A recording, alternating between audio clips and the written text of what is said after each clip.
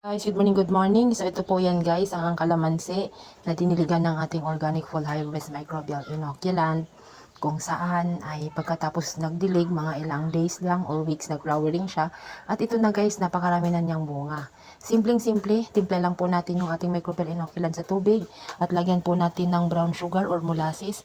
Babad lang natin ng overnight bago po natin idilig sa ating mga tanim katulad nitong kalamansi, sanyog, at saka po yung mangustin or anumang klase ng mga halaman ay talagang napakabilis ng bisa dahil tayo po ay water base. Ayan, napakaganda ng result ng ating organics. Simpleng-simple lang, isang beses mo lang gagamitin guys. Ganito na kadami ang nagiging bunga ng ating mga pananim. Lalo na yung ating mga nasa backyard na mga fruit bearing trees.